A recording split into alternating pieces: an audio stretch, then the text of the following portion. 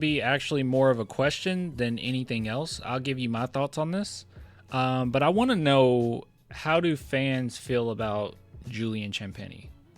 Like, how do you guys feel about him? Okay.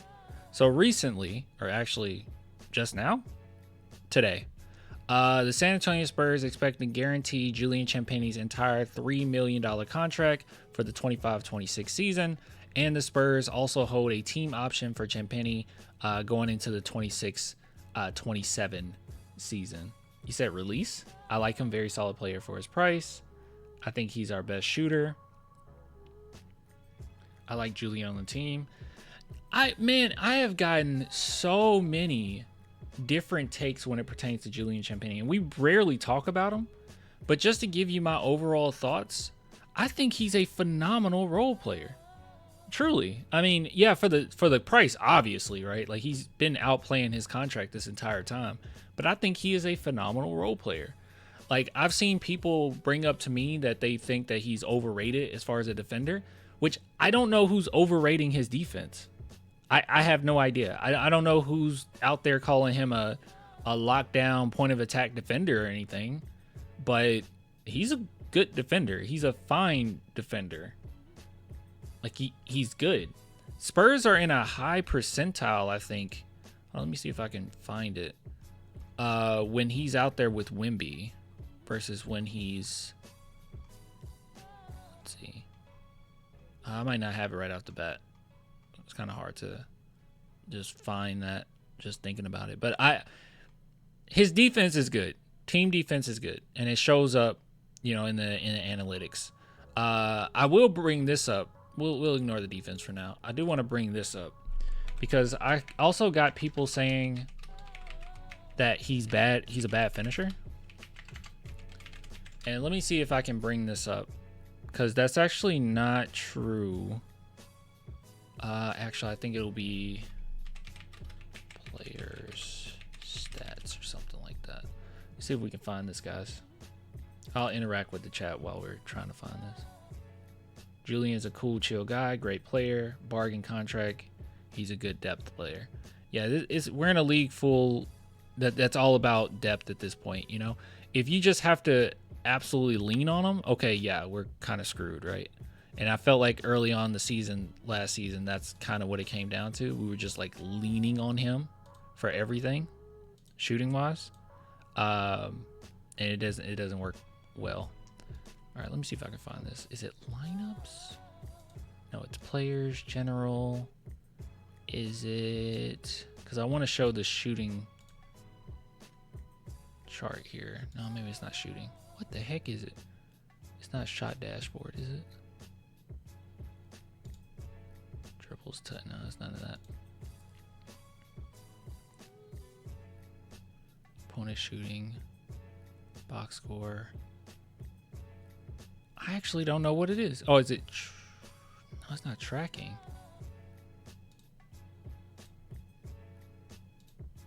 What?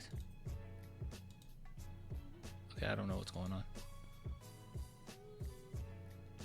I'm trying to find the distance.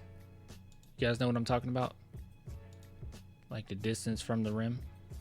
Which one would it be? Do you guys know?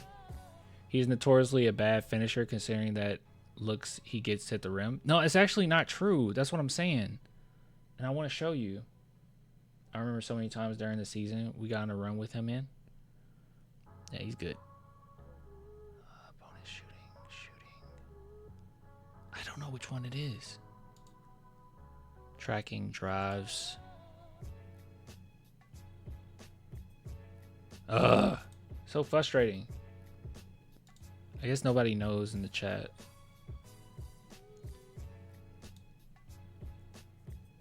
Shot dashboard. All right, this is gonna have to give me a minute. Where you see it? It's on here. It's on NBA stats. I just can't remember what the heck it's called. It's the shooting,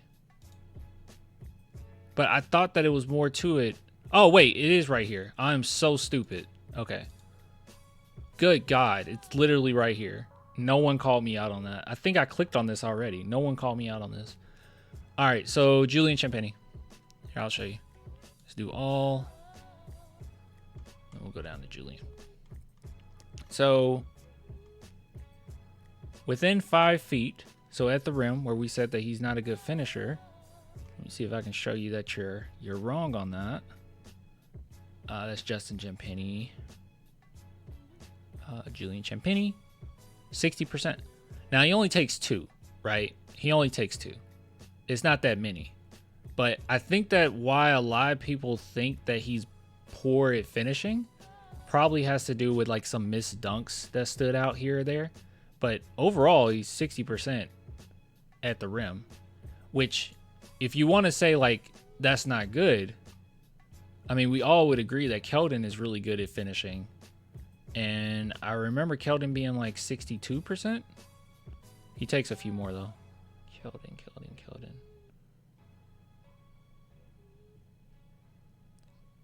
62%. Those missed dunks are iconic. Pretty much that's what it comes down to. I think it's just more of a vibe because you just remember him missing some. But yeah, he takes like 2 and shoots about 60% around the rim. Which if you look around the league, like some pretty good finishers shoot around that. So it's not terrible. It's fine. You know? He reminds me of Udoka, but better. His three-point ball and net positive on defense makes him a no-brainer for the team. Just definitely needs to work on his game when they run him off the arc.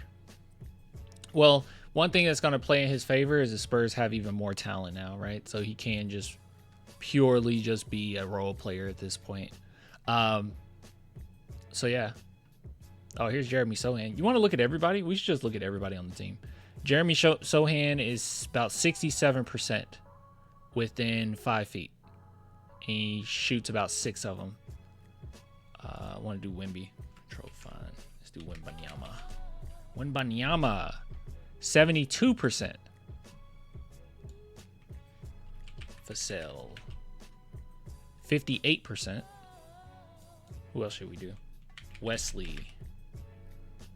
It also takes about 2. 58.9%. So slightly under Champagnie. Malachi didn't take any, did he? Took 168%. Yeah, he didn't take. Who else should I consider? Who else should we think about? Fox. What just happened? Where's Fox? Oh, De'Aaron Fox, 65%.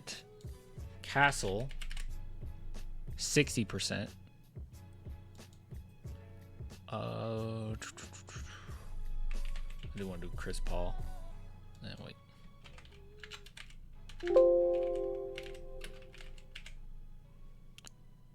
Chris Paul didn't score around the rim at all. What? He didn't do it at all. That stat from Devin is nasty. Yeah, 58%. 75. 72. Who else should we do? Tony Park. Well, how far back do we have to go? Do they let us go far? Oh, they do. But you want to do like 2014 Parker? What do you think is the best version of Parker? 07? Maybe 07 Parker. Is that the best version of Parker?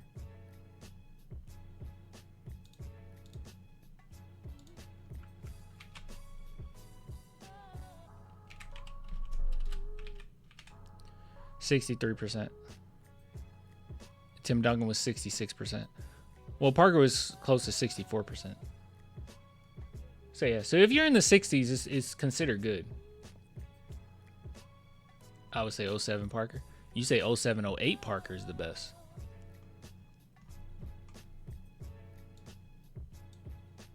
Let's go to 07. 07, 08.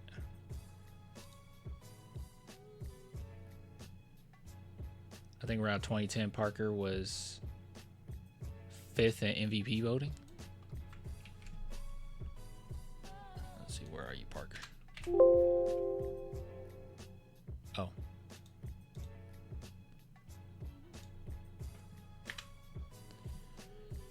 62.6%.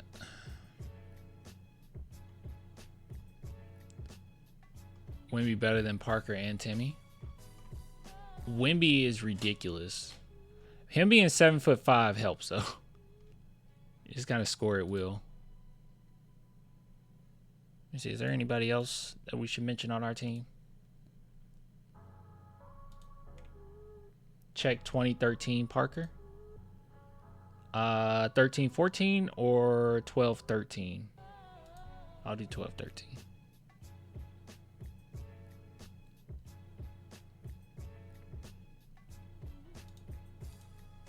12-13, okay.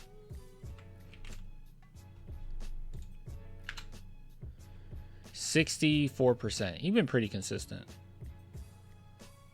Yeah, as long as you're in the 60s, you're good.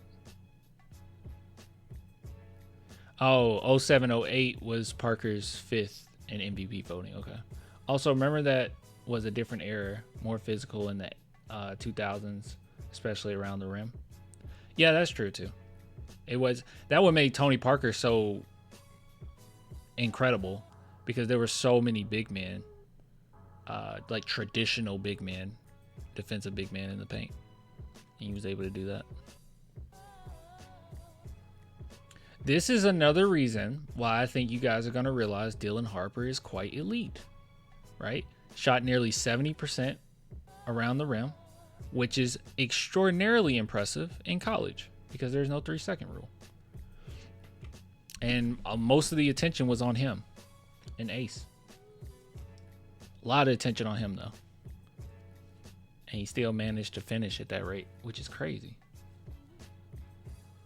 Like, a lot of teams' game plans were stop Dylan Harper.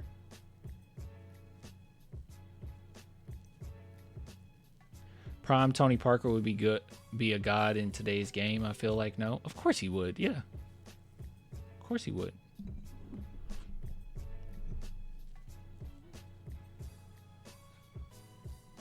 The NBA spacing is going to open up his game so much. Exactly. That's why I'm saying day one. Like, I think that a lot of people, when it comes to like draft picks, they just think everything is a coin flip. They're just like, oh, well, we don't know how good he'll be when he gets. No, certain players, it's very obvious. It's very obvious who's Harper's comp. Cade Cunningham. He's like Cade Cunningham with not as good shooting, but a better finisher. Shea? Harper doesn't get Shea comparison.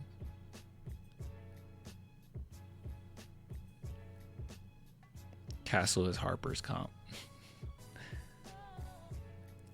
Prime Manu as well. Every guard is playing like Manu was playing back then. Facts. Harper is a really good catch and shooter, so he should be fine. He's a good catch and shooter. He's a good cutter. There's a lot to his game. Harper's shooting will get better. Yeah, for sure. By the way, speaking of Harper, if you guys are interested, head on over to my second channel, Spurs Invasion. I don't know why I did that, but I have a, I know why I did that, but I have a video about Dylan Harper up, if you guys are interested. Link below. But yeah, go follow Spurs Invasion.